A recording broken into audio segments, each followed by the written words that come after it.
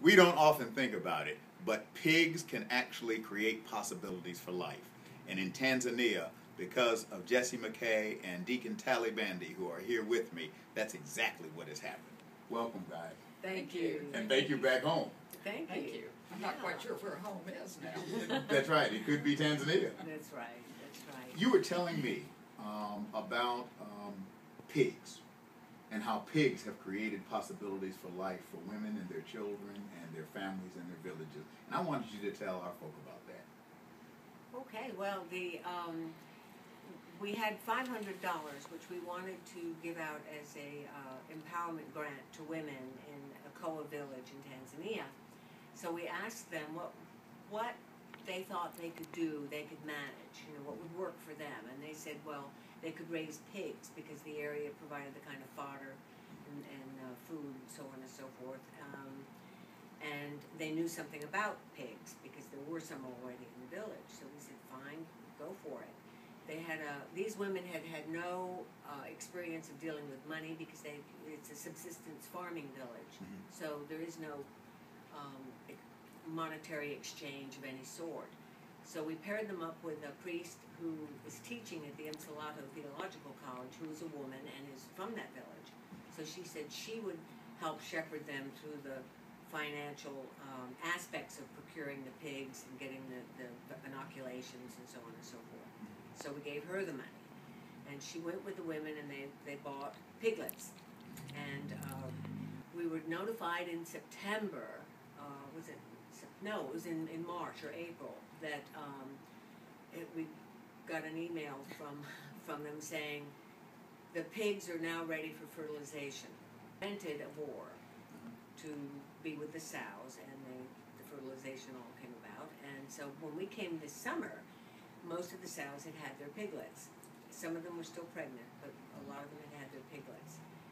The women gave a big ceremony. They repaid their loan. They had a confession to make. Tell about the confession. Oh yes, the confession. In Africa, they just don't have pets, right. And they certainly don't name their animals. Right. But the women had grown so fond of the original pig that they have named them. One is named Pendo, which means love in Kiswahili, and they don't want to get rid of the original pig. They're going to keep that. They're going to keep that one. Get rid of the piglets, but not the original pig. So they were able to pay off the loan by selling piglets.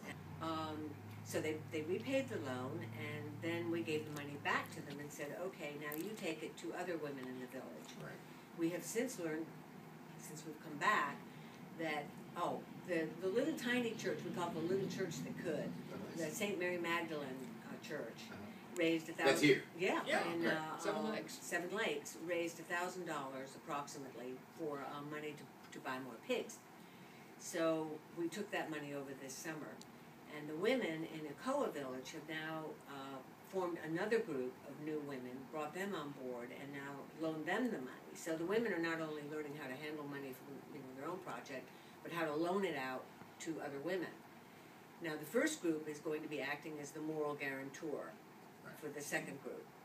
But then we had this extra money, and so they decided they would go to 2 sister villages, which are covered by the same parish.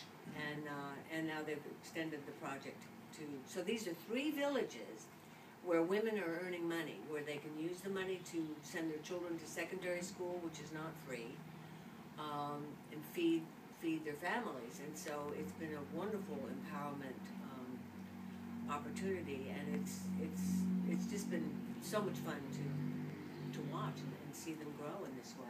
And this is part of, consistent with our learnings in the Millennium Development Goals with international development, that a key to real economic development is the empowerment of women, because women will not, by and large, waste their money. Right. They will take care of their children, They do. and that will help the children to get educated, and in turn the society to begin to move forward. That's right. This is about economic empowerment and the enablement of women and children, and eventually the whole village. Right. Yes.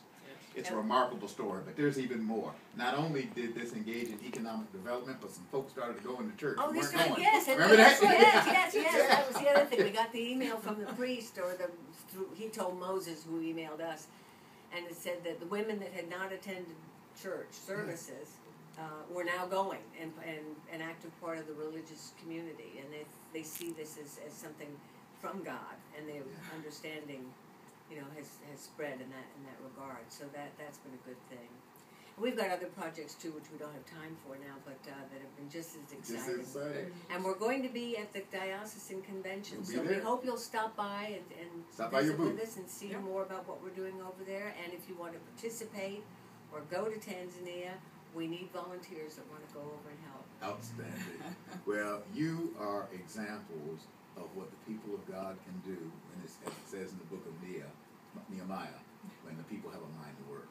And thank you for that work, and thank you for doing God's work. We said today, it's been the greatest joy of our life, and it's giving us a whole new life. It's amazing. And I said it has to be of God, because I couldn't think of it. It is. It is. God bless you, and keep the faith.